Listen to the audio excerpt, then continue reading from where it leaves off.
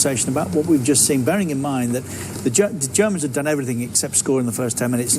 Then Portugal did, and it's a goal, Andy, that, all right, beaten they are, but a goal that I don't think too many of us will ever forget seeing Ronaldo score, will we? No. Not necessarily because it was a great goal, but everything that went around it. It's his attitude. I mean, at 36 years of age, you think, and he's playing at centre forward, you think if I had a corner, they'd leave him up the pitch to conserve his energy, but he comes back because he's a brilliant header of the ball. He wins the first header. Look at him.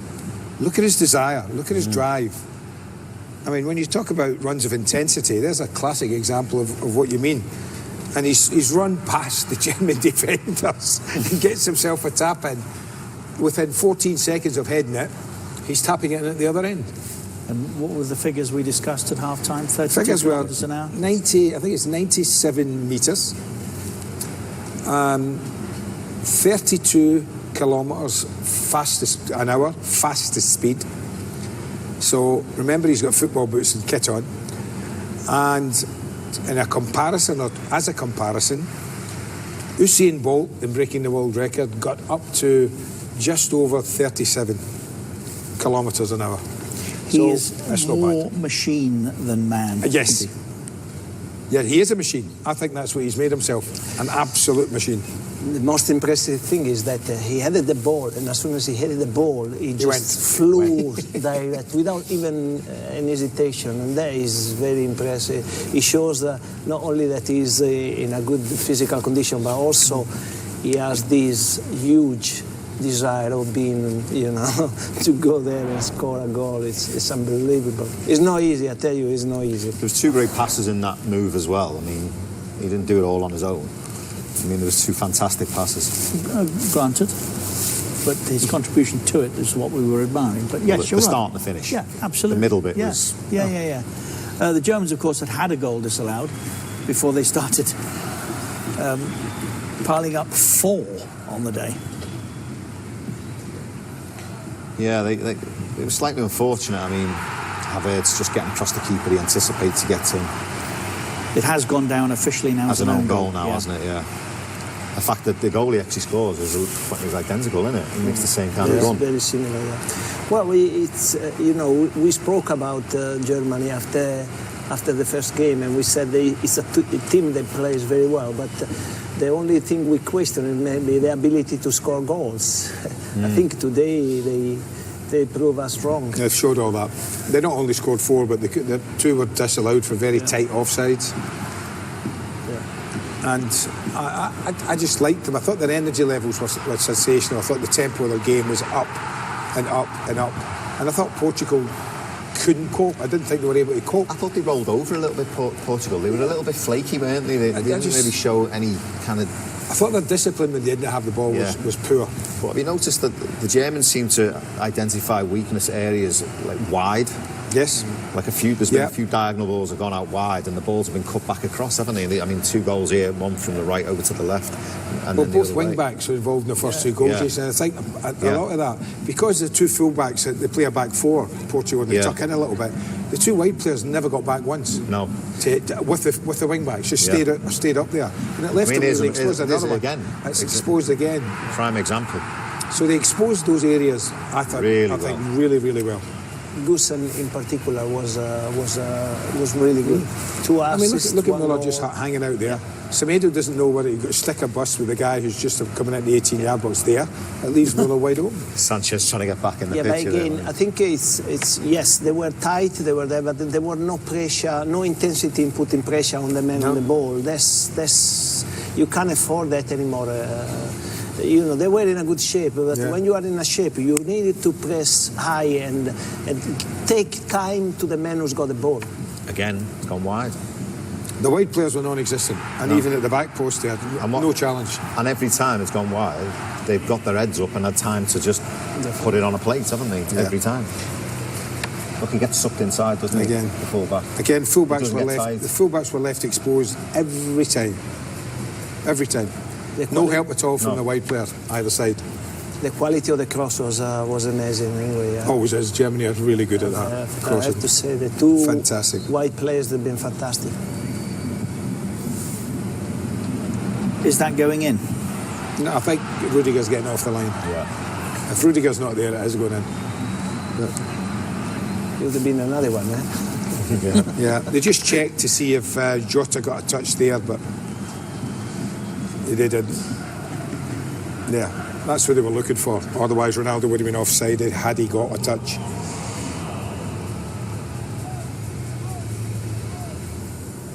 Yeah, if Rudiger's not there, the spin's probably taken. Spin's taken out, yeah. Let's have a look at what happened earlier when France played, and extraordinary quotes from Antoine Griezmann after the game, saying that one or two of us have forgotten how to play in a full stadium, which I find staggering. And he's also been saying that it was stiflingly hot. Well, it was for everybody. Where is it he plays? Yeah.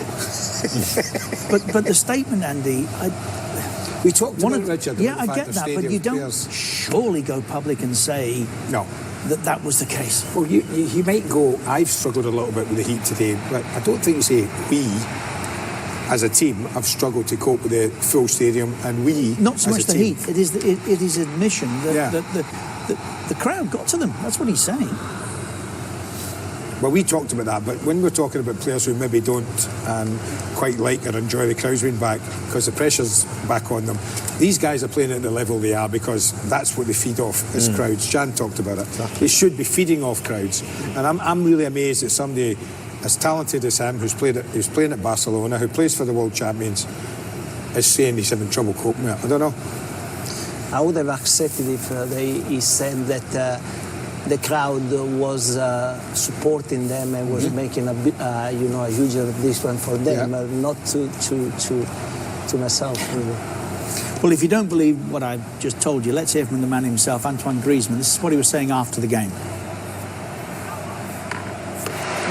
It was a tough game in front of a home crowd. We lost our way with the stadium full. We couldn't get going. The pitch was dry and it was super hot out there. Maybe he's just being honest, or that was just factual, that interview, really, wasn't it? The pitch was dry, it was hot. The pitch is dry. I mean, there's nothing worse, is there?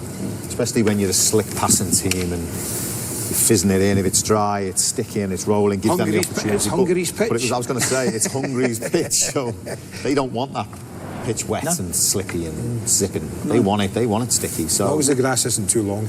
They should all be standard. Yes. They should all be prepared. But you don't have to water it. There's nothing in the laws of the game that says you have to water the pitch, is there? Don't think there is. I would have thought in the UEFA tournament there must be someone independent from UEFA there to ensure those things happen. Why? I'd be surprised. I think it's a joint decision, isn't it, if they want to water? To water the pitch, I think so. Well, they obviously paid no attention to what France wanted to do. It worked anyway. In the league is normally the home ground that decides whether you water it or not. Yeah, I think so. Yeah, I think so. Okay. Yeah, and I would imagine that's something that Chelsea they would always do. Not necessarily perhaps I tell you why that they might do. I tell you why, because it happened to me that I went to playing grounds and there were like this of water on top of the grass. There's nothing wrong with that. Get on with it. Well, Tony Pulis, when he was at Stoke, would always argue that obviously the best team, you can't do it now. It's all been standardised. Yeah. It's a fascinating subject, but Tony would always say, because you guys prepare the pitch the way you want it to be and to play on it in the way that you wish it to perform, why shouldn't he be able to grow his grass longer and make life difficult for you? He's the home, just like cricket, I suppose. He's at home, so why can't he have a service? It's like the Ryder Cup, where a home team prepares the course the way they want the course to be prepared. Well, but I understand that and I respect that. No, you just want the advantage all the time. There are certain standards, certain parameters in which you have to stay. I just wonder, in these last few games while you guys are here, I don't think we've got a couple of minutes, have we learned any more then in this second round of games? Because we've seen most of the big boys. Now we've got Spain to come, obviously. But have we learned any more about the potential winners of this tournament, or are we still waiting? I think Germany are going under the radar. I think if I was to pick a team now that I think would go through, Italy, I think look very, very strong. They've got momentum, consistency. They've got a right good attitude, momentum. The Belgians, you could see that with the quality that they've got.